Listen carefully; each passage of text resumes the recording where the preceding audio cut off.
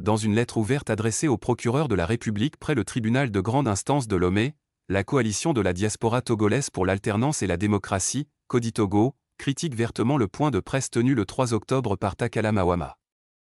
Qualifiant sa sortie de « maladroite », téléguidée et zélée, la coalition estime que les propos du procureur traduisent les signes une dictature en fin de course, cherchant à museler les voix dissidentes sur les réseaux sociaux.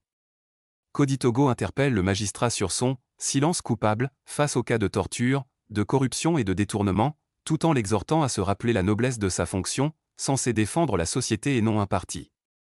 Lecture. Et la coalition de la diaspora togolaise pour l'alternance et la démocratie, Kodi Togo, lettre au UVERTEA accent grave Monsieur Takala Mawama, procureur de la République près le tribunal de grande instance de Lomé, palais DEJUSTICE téléphone.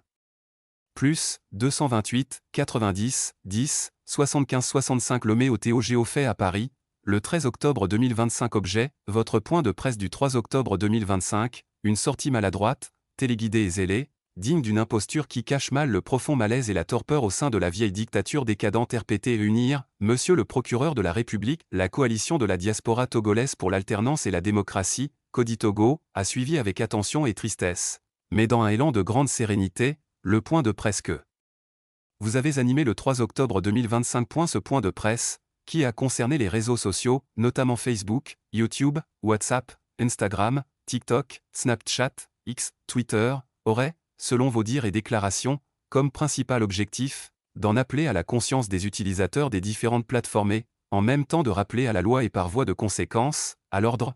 Cette sortie, déplacée maladroite et téléguidée depuis le cœur du système RPT et UNIR, loin d'être une œuvre de pédagogie comme le prétend, l'adepte, le partisan, le mandataire exécutant de procureur, ne véhicule en réalité que des menaces et des intimidations que vous brandissez contre les voix critiques et dissidentes envers votre mandant, la dictature décriée. Au-delà de relever que vous êtes sorti du cadre de vos attributions en tant que procureur de la République près le tribunal de grande instance, TGI, de Lomé, Kodi Togo dénonce et pointe du doigt un procureur, disciple et adhérent d'un système de prédation des libertés, auquel vous êtes affilié.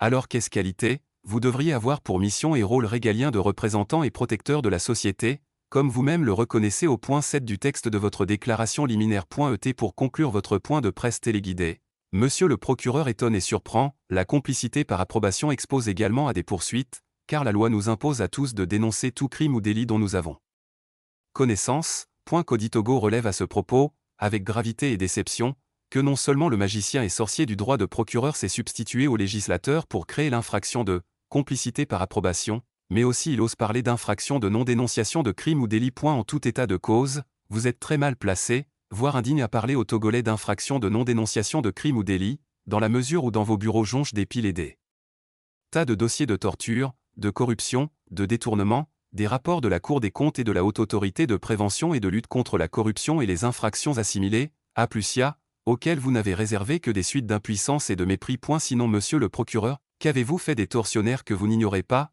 des miliciens subitement mus en sentinelle de la République sous vos yeux complices, votre omission favorable et votre silence coupable, des bourreaux de Monsieur Tchala et Sowe Narcisse alias Hamon, des agresseurs du député Guy Marius Sagna, des auteurs d'actes de corruption et de détourneurs de nos deniers publics, des démarcheurs escrocs avec qui vous osiez partager vos bureaux, mais au lieu de cela, vos mandats de dépôt systématiques, complaisants et fantaisistes ont brisé et brisent encore des carrières, des espoirs, des familles, des foyers, des vies humaines. Monsieur Mawama, l'exercice de la noble fonction de procureur de la République reste aux antipodes et au-dessus du militantisme et de la partisanerie. Soyez donc rassuré, Monsieur le procureur, Kodi Togo et le peuple togolais restent sereins et ne céderont nullement à ces menaces et intimidations, signe d'une dictature en fin de course.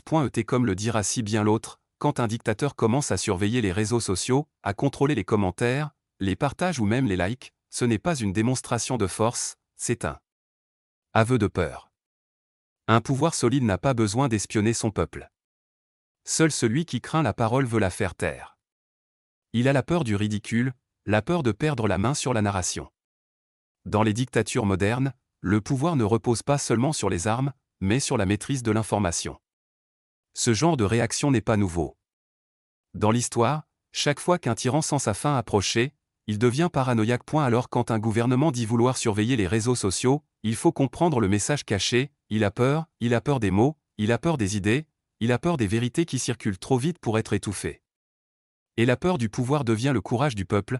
Le peuple togolais a d'ores et déjà décodé vos faits et gestes, votre message.